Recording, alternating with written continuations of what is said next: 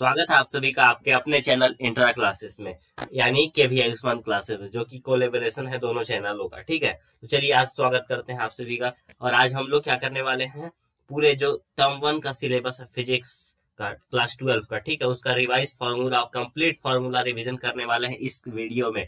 तो चलिए स्टार्ट करते हैं। हम लाइन बाय लाइन हर एक फॉर्मूले का रिवीजन करेंगे, हर एक चैप्टर के फॉर्मूले का रिवीजन करेंगे। और टोटल 77 फॉर्मूले हैं, उसमें भी कुछ सब टॉपिक है, लेकिन वो आपके टर्म 1 से स्पेशल नहीं है। ठीक है, तो चलिए स्टार्ट करते हैं। ठीक है, हम लोग फॉर्मूला रिवीजन स्टार्ट करते हैं। तो यहाँ देख सकते हैं आप कि अभी हम लोग फॉर्मूला का रिवीजन करने वाले हैं इसमें। ठीक है, तो चलिए स्टार्ट करते हैं। यहाँ देखिए, ये टर्म 1 पूरा हम लोग रिवीजन करने वाले हैं। और यही नहीं, इसके अलावा भी हम लोग, ठीक है, चलिए। तो यहाँ पे देखिए, जैसा कि आप देख सकते हैं, हमारा join our Telegram channel link given in description में दिया गया है, आप वहां से ज्वाइन कर सकते हैं। तो स्टार्ट करते हैं फर्स्ट चैप्टर से। चार्ज, जैसा कि आप देख सकते हैं, क्वांटाइजेशन ऑफ चार्ज फॉर्मूला क्या होता है, Q is equal to N. कौन नहीं जानता है, ठीक है। एन क्या होता है, नंबर ऑफ इलेक्ट्रॉन होते हैं ये, ठीक है, नंबर ऑफ इलेक्ट्रॉन, कितने इलेक्ट्रॉन है। और ई क्या होता है, चार्ज होता है, ठीक है। ई यानी 1.6 इंटू 10⁻⁻⁹ जो की वैल्यू होती है उसकी, या वो चाहे इलेक्ट्रॉन है या प्रोटॉन, दोनों की चार्ज की वैल्यू सेम ही होती है, ठीक है। लेकिन बस प्लस माइनस का वहां पर डिफरेंस रहता है। तो देखिए, सेकेंड हमारा फॉर्मूला है charging by induction. Charging by induction का मतलब क्या है, दोनों को अगर सामने सामने ले आते हैं तो दोनों पार्शियली, मतलब आधे आधे बराबर हिस्सों में चार्ज हो जाते हैं। तो जैसे ये 2Q चार्ज था, ये Q चार्ज था, लेकिन जब इंडक्शन से चार्ज हो गया ये दोनों, तो दोनों में बराबर चार्ज बच गया। तो दोनों का चार्ज कितना हो जाएगा, ये दोनों का एवरेज निकाल देंगे हम लोग, तो 3Q/2 हो जाएगा आफ्टर सेपरेशन। ठीक है, तो चलिए थर्ड फॉर्मूला देख लेते हैं इलेक्ट्रिक फोर्स का। F is equal to KQ1Q2 divide by R square, ये फोर्स होता है। और K coulomb constant, coulombic constant भी बोलते हैं इसको। और 9 इंटू 10⁻9 न्यूटन मीटर स्क्वायर पर कूलम स्क्वायर इसका वैल्यू होता है K का, यानी कांस्टेंट का। ठीक है, और K को हम लोग 1/4 पाई एप्सिलॉन नॉट भी बोल सकते हैं। और यहाँ पे एप्सिलॉन नॉट क्या, परमिटी ऑफ फ्री स्पेस है, यानी परमिटी इन एयर। एयर का वैसे तो कुछ होता है उसका रिफ्रैक्टिव इंडेक्स, लेकिन हम लोग उसको नल के बराबर ही मानते हैं। तो इसका वैल्यू एप्सिलॉन नॉट का क्या होता है, 8.85 इंटू 10⁻⁻12। और इसका यूनिट बहुत जरूरी है, इसका यूनिट क्या है, कूलम स्क्वायर पर न्यूटन मीटर स्क्वायर। यहाँ पे देख सकते हैं आप इसका, ये देखिए, ये कूलम स्क्वायर पर न्यूटन मीटर स्क्वायर ये है। अब बात करते हैं force in a medium. Force, अगर ये तो हम देखें कि इसमें फ्री स्पेस में इसका फोर्स का वैल्यू कितना होगा, जो कि KQ1Q2, लेकिन यहाँ पे थोड़ा डिफरेंस हो जाता है। यहाँ पे जो फोर्स फ्री स्पेस में है उसका अगर डिवीजन इसके साथ करेंगे तो एप्सिलॉन नॉट भाई एप्सिलॉन आएगा is equal to epsilon naught R, और यहाँ पे इसका वैल्यू K के बराबर होता है। तो यहाँ पे ये डाई इलेक्ट्रिक कॉन्स्टेंट है, ये फॉर्मूला को आप याद रखेंगे, ये बहुत ज्यादा टर्म 1 के लिए इंपॉर्टेंट है। अब देखिए अगला फॉर्मूले की ओर चलते हैं हम लोग। यहाँ पे E is equal to F/D होता है, यानी इलेक्ट्रिक फील्ड की वैल्यू फोर्स अपॉन डिस्प्लेसमेंट होती है। तो यहाँ से जो इसकी वैल्यू हो जाएगी, ठीक है, यहाँ पे न्यूटन पर कूलम वोल्ट पर मीटर हो जाएगी। ठीक है, दोनों में से कोई भी हो सकती है। अब यहाँ पे देखते हैं electric field due to point charge. अब एक पॉइंट चार्ज है, उसकी वजह से इलेक्ट्रिक फील्ड की वैल्यू हमें निकालना है, तब कैसे निकालेंगे। तो यहाँ पे हो जाएगा E is equal to KQ/R square. E is equal to KQ/R square, ये हमारा फॉर्मूला हो गया। आप इसे नोट करते चलेंगे, या फिर मैं लिंक इसका डिस्क्रिप्शन बॉक्स में दे दूंगा। ठीक है, और चैनल को सब्सक्राइब नहीं किया तो सब्सक्राइब कर लीजिए। हम लोग तुरंत, यानी 20 मिनट के अंदर ही इसे कंप्लीट कर देंगे। Charge distributed lambda is equal to Q/L, इसकी चांस तो ऐसे कम हो गई है आने के लिए, लेकिन अभी भी है इसका चांस। ठीक है, तो डेंसिटी, ये क्या होता है, linear charge density lambda Q/L। लेकिन अगर हम लोग सरफेस चार्ज डेंसिटी तो उसमें एरिया का डिवाइड दे देंगे। ठीक है, यहाँ पे Q/A हो जाएगा। और यहाँ पे सिमिलरली वॉल्यूम डेंसिटी के लिए क्या हो जाएगा, वॉल्यूम चार्ज डेंसिटी के लिए ρ इज इक्वल टू Q/V, जैसा कि हम एजम्पशन लेके चलते हैं। ठीक है, अब बात करते हैं 7 में electric dipole. Q - Q 2D, यहाँ पे डिस्टेंस इन दोनों के बीच में 2a है, या 2D जो बोलना चाहे आप 2a ही ले लेते हैं, जनरली एजम्पशन रहता ही है। तो P इज इक्वल टू, यानी क्या हो जाएगा यहाँ पे इलेक्ट्रिक डाइपोल मोमेंट, ठीक है, Q इंटू 2a। और ये एक वेक्टर क्वांटिटी, इसका यूनिट कूलम मीटर है। ये सेंटीमीटर कोई मत पढ़िएगा भैया, ये है कूलम मीटर, आपकी जानकारी के लिए बतला दूं। चलिए, अगर वीडियो अच्छा लग रहा है तो लाइक जरूर करें, और यहाँ देखिए electric force due to a dipole, dipole की वजह से क्या फोर्स होगी, और इसके जगह पे हम लोग दो लेते हैं, एक एक्सिस पे इलेक्ट्रिक फील्ड की वजह से क्या फोर्स होगी, और एक होता है इक्वेटोरियल के। और किसी जनरल पॉइंट पे क्या होगी, तो उसके लिए आपको एक कंपोनेंट लेना होगा, जो कि टर्म वन के लिए जरूरी नहीं है, तो अभी फॉर्मूला रिवीजन कर रहे हैं तो उसको नहीं बतलाऊंगा। ये देखिए इलेक्ट्रिक, तो इसका हो जाएगा ई एक्सिस 2kpz, जेड या एक्स कुछ भी आप एजम्पशन ले सकते हैं, मैंने जेड लिया है क्योंकि जनरली बुक में जेड लिखा रहता है, ठीक है। यहाँ पे देखिए Z square minus R square, मैंने इसका जनरल फॉर्मूला लिखा है। तो कुछ किताबों में क्या करता है, अगर यहाँ पे आर जनरली बहुत स्मॉल है तो 2kp अपॉन में एक्स क्यू हो जाएगा, क्यों, क्योंकि यहाँ से आर से हट जाएगा और ये पावर 4 हो जाएगा, तो 4 और ऊपर पावर 1 कैंसिल हो जाएगा। सॉरी फॉर दैट, मेरे को कोल्ड पकड़ लिया। चलिए अब देख लेते हैं ई इक्विवेलेंट, ठीक है, एट द इक्वेटोरियल पॉइंट, ठीक है। इलेक्ट्रिक फील्ड की वैल्यू इक्वेटोरियल पॉइंट पे क्या होगी, तो केपी अपॉन में x Q minus KP upon में एक्स क्यू होता था, तो यहाँ पे कैसे आ रहा है, क्योंकि ये देखिए ये जो ए है ना ये कैंसिल हो जाता है, कैसे, 2 यहाँ है, बाहर भी डिवाइड बाई 2 है, तो ये दोनों कैंसिल हो जाएंगे और ये जो वैल्यू है ये क्यूब में आ जाएगी, ठीक है। तो यहाँ पे ये हो जाएगा माइनस केपी अपॉन में एक्स क्यूब, मैंने जनरल फॉर्मूला लिख रखा है। Torque on a dipole tau is equal to P cross E, P E sine theta, ये बहुत ही इंपॉर्टेंट क्वेश्चन है, फॉर्मूला है जिसपे क्वेश्चन बनते ही बनते हैं।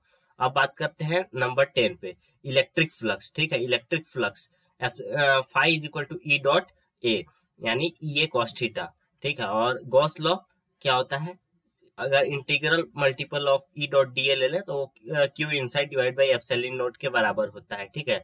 ये क्लोज सरफेस के लिए होता है, यानी कोई भी क्लोज सरफेस अगर आप ले लेते हैं, जैसे कि एक स्फेयर हो गया, ठीक है, जैसे कि एक स्फेयर हो गया, तो इसमें भी देखिए ये स्फेयर मान लीजिए, तो इसमें ये फॉर्मूला वैलिड होगा। या फिर क्यूब ले लीजिए, जो भी उसके लिए गॉसियन सरफेस का काम कर सके। अब देखिए electric force due to an finite wire 2k lambda divide by R, ये फॉर्मूला आपको याद होना चाहिए। और देखिए electric field due to sheet क्या हो जाएगा, सिग्मा अपॉन में 2 एप्सिलॉन नॉट। और देखिए इसी की वजह से पैरेलल प्लेट के बीच में क्या होता है, सिग्मा अपॉन में एप्सिलॉन नॉट हो जाएगा, क्योंकि वहां पे 2 प्लेट होते हैं, दोनों को ऐड करेंगे तो सिग्मा अपॉन में एप्सिलॉन नॉट बचता है। अब चैप्टर 2 में आ जाते हैं हम लोग, इलेक्ट्रिक पोटेंशियल कैपेसिटेंस, ठीक है। और potential due to point charge V is equal to K Q lambda by R, ठीक है। और यहाँ पे देखिए potential due to dipole V KP cos theta divide by R square. और यहाँ पे potential V is equal to W upon में Q, ये फॉर्मूला आपको याद रखना है, यूनिट इसका जूल पर कूलम पोटेंशियल का, ठीक है। और ये जो पोटेंशियल है, ये देखिए जो हम लोग ये किस पे निकाले, हम लोग due to a point charge निकाले हैं, और ये ड्यू टू ए डाइपोल निकाले, ये जनरल टर्म है इसका। इसको वैल्यू रख पे आप एक्सियल पॉइंट पे भी निकाल सकते हैं और इक्वेटोरियल पॉइंट पे भी निकाल सकते हैं, ठीक है। तो ये कैसे हो जाएगा, एक्सियल पॉइंट पे इसकी वैल्यू कितनी हो जाएगी, एक्सियल पॉइंट पे और इक्वेटोरियल पॉइंट पे 0 और 90 डिग्री का होता है, तो उससे निकल जाएगा। अब देखिए potential energy K Q1 Q2 divide by R, potential due to cell V inside V, ठीक है, KQ डिवाइड बाई आर, और यहाँ पे KQ डिवाइड बाई आर, यानी सरफेस पे भी और आउटसाइड भी। आउटसाइड में क्या होगा, देखिए यहाँ सॉरी R जो है, देखिए ये पॉइंट है, इस पे जितना दूर जाएंगे आप तो उतना वैल्यू क्या होता जाएगा, डिक्रीज होता जाएगा, क्या चीज का, पोटेंशियल का, क्योंकि आर टाइम आर जैसे जैसे इंक्रीज होगा, यानी V जो है इसके इनवर्सली प्रोपोर्शनल है, ठीक है। अब बात करते हैं नेक्स्ट की, ठीक है, डाई इलेक्ट्रिक पोटेंशियल, ठीक है। डाई इलेक्ट्रिक पोटेंशियल यहाँ पे है K epsilon, K is equal to epsilon naught divide by epsilon naught. इस ये किस लिए है, डाई इलेक्ट्रिक, अगर हम लोग इसको इंसर्ट कर देते हैं, ठीक है। और ये हो जाएगा P is equal to psi E, psi क्या होता है, डाई इलेक्ट्रिक ससेप्टिबिलिटी इसको बोलते हैं, जो कि बहुत इंपॉर्टेंट है आपके लिए। अब देखिए potential energy of a system U is equal to U1, अगर आपके पास सिस्टम ऑफ चार्जेस है, ठीक है, अगर आपके पास सिस्टम ऑफ चार्जेस है तो आपको क्या करना है, सबको जोड़ देना है, ये चीज तो आपको जानते हैं, प्रिंसिपल ऑफ सुपरपोजिशन आपने पढ़ चुका होगा, ठीक है। अब बात करते हैं कैपेसिटेंस की, Q is equal to CB, unit faraday होता है इसका, और capacitance due to parallel plate, ठीक है, A epsilon naught divide by D, ये आपको याद होना चाहिए। इस पे बहुत सारे आपके केस बेस्ड क्वेश्चन बन सकते हैं, ठीक है, ये केस बेस्ड क्वेश्चन के लिए परफेक्ट है। तो आशा कर रहा हूँ कि आपको वीडियो अच्छा लग रहा है। आप फटाक से स्टार्ट करते हैं। अगर डाइलेक्ट्रिक रख दे तो के टाइम से बढ़ जाता है, यानी A epsilon naught divide by D into में के हो जाएगा। और सिमिलरली देखिए एनर्जी क्या होता है, हाफ सी वी स्क्वायर, और इसको अगर क्यू और सी के टर्म में लिखे तो Q square divide by two. Similarly आप वी और सी के सॉरी वी और क्यू के रिस्पेक्ट में भी लिख सकते हैं इसको। और देखिए सीरीज कॉम्बिनेशन में क्या होता है, ये रेजिस्टेंस का जस्ट उल्टा होता है, यानी रेजिस्टेंस जो पैरेलल में होता है इसमें सीरीज में होता है। देखिए कैसे 1/c is equal to 1/c1 plus 1/c2। इसका अगर दो ही है तो c1 into c2 divide by c1 plus c2। ये शॉर्ट ट्रिक था जो कि आप पढ़े होंगे, किसी भी चैनल पे आप पढ़ सकते हैं। पैरेलल प्लेट कॉम्बिनेशन, ठीक है। यहाँ पे देखिए C1 प्लस C2, ये जो होता है कैपेसिटर पैरेलल में सीरीज जैसा, जैसे रेजिस्टेंस सीरीज में जुड़ता था वैसे ही इसमें क्या होता है, इसमें जुड़ता है। क्यों? क्योंकि यहाँ पे चार्ज सेम होता है, ठीक है। यहाँ पे आप देखिए potential energy of a dipole U is equal to minus P dot E, P dot E यानी पीई कॉस थीटा, ठीक है। तो पीई कॉस थीटा हो जाता है किसमें, अगर आप वो क्या बोलते हैं उसको, पोटेंशियल एनर्जी की वैल्यू याद करेंगे। लेकिन अगर आप इसको रोटेट करेंगे, ठीक है, किसी एंगल से किसी एंगल पे ले जाएंगे तो यहाँ पे देखिए PE cos theta 1 minus cos theta 2 आ जाएगा, जैसे जैसे आपका वो होगा, ठीक है। अब देखिए energy density of a capacitor, energy density का फॉर्मूला ये भी इंपॉर्टेंट है, half E square divide by epsilon sorry half E square into epsilon not, ठीक है। ये फॉर्मूला आप याद रखेंगे। करंट, अब करंट इलेक्ट्रिसिटी में आ जाते हैं। हमारा जो नेक्स्ट चैप्टर थर्ड चैप्टर है current electricity. Current I is equal to del Q upon में डेल टी, अगर ये स्मॉल है तो D Q by D T, और Ohm's law V is equal to everyone knows about it, J is equal to I upon A. क्या होता है current density, I upon A number of currents, यानी currents passing through a unit area, ठीक है। इसका unit हो जाएगा area per metre square, I sorry ampere per metre square, I का एम्पियर, एरिया का मीटर स्क्वायर यूनिट। और relation between J and V D, जो वी डी और इसका रिलेशन होता है J is equal to N E V D, तो यहीं से एक फॉर्मूला बनता है आई इज इक्वल टू वीना, आई इज इक्वल टू वीना। वीना मतलब जैसे V, उसके बाद E,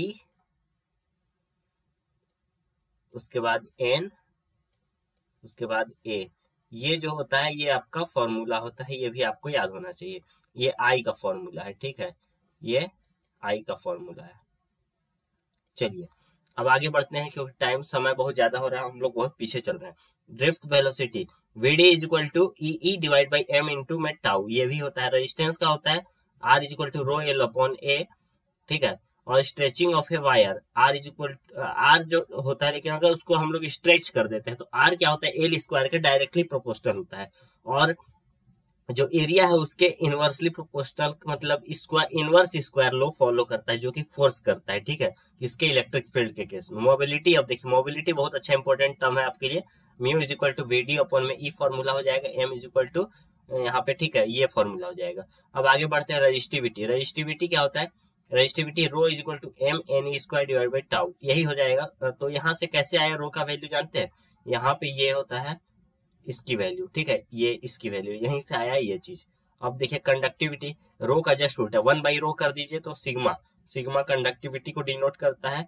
एजम्पशन मान के चल रहे हैं तो 1 बाई रो, इसका जस्ट उल्टा कर दीजिए तो वो क्या हो जाएगा, कंडक्टिविटी।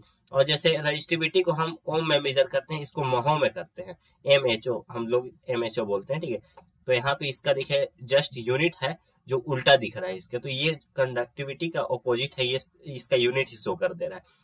अब देखिए variation of resistance with temperature, temperature बढ़ाने पर रेजिस्टेंस कैसे चेंज होता है। तो देखिए रेजिस्टेंस जो होता है R0 1 plus alpha del T यानी T minus T naught, T और क्या बोलते हैं, अगर जीरो रहा टी नोट, ये एक स्पेशल केस है, तो ये अल्फा की वैल्यू हो जाती है, जो कि आप याद रखे तो भी और ना रखे तो भी आप यहाँ से निकाल सकते हैं तुरंत। लेकिन मैं कहता हूँ कि अगर टर्म 1 में टाइम नहीं है तो आपको याद रखना चाहिए।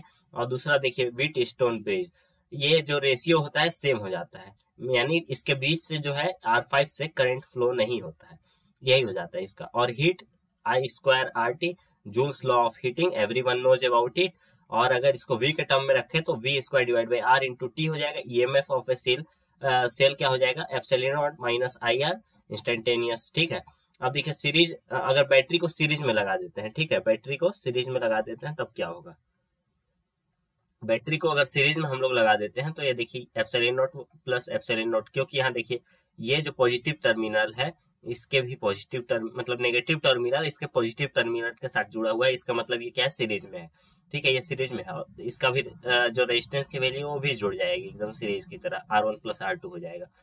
अब देखिए पैरेलल ऑफ ए बैटरी, ठीक है, अगर बैटरी को पैरेलल में कनेक्ट कर दे तब क्या होगा, इसमें हो जाएगा एप्सिलॉन, यानी इसकी ईएमएफ की वैल्यू हो जाएगी E1 by R1 plus E2 by R2 plus dash dash dash divide by 1 by R1 plus 1 by R2 plus dash dash dash. ठीक है, अब देखिए मीटर बेस का फॉर्मूला क्या होता है, जो कि एक्सपेरिमेंट है आपका। मीटर बेस का फॉर्मूला होता है R1 by R2 is equal to L1 100 minus L1। ठीक है, ये आपका फॉर्मूला हो गया। पोटेंशियोमीटर एप्सिलॉन ये E1 बाई E2, ठीक है, ये पोटेंशियोमीटर के लिए है, ईएमएफ कंपेयर करने के लिए L1 बाई L2 के बराबर रेशियो के बराबर हो जाएगा। पोटेंशियोमीटर में एक और होता है इंटरनल रेजिस्टेंस कैलकुलेट करने का फॉर्मूला, जो कि होता है R is equal to R L1 by L2 minus 1।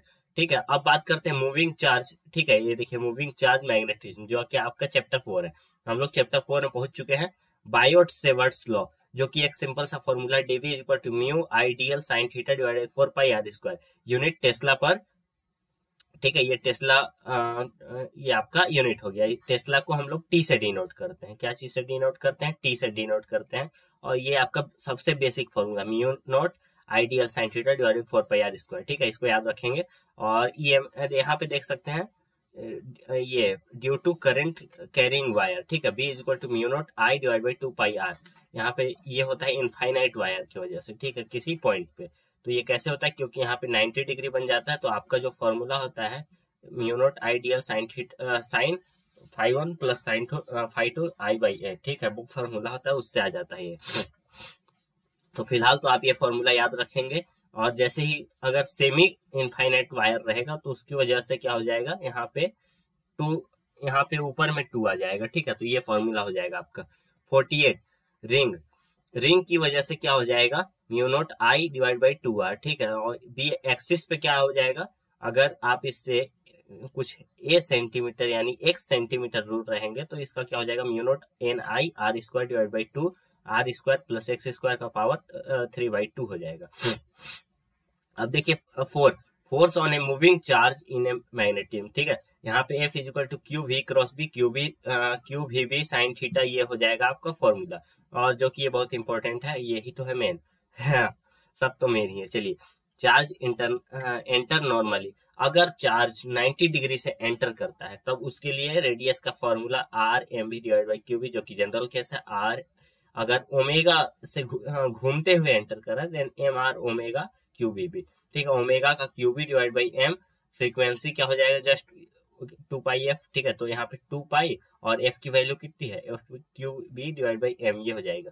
तो एफ की value Q B divide by 2 pi M, और टी की वैल्यू जो टाइम पीरियड है 2 pi M divide by Q B, इसको आपको याद रखना है।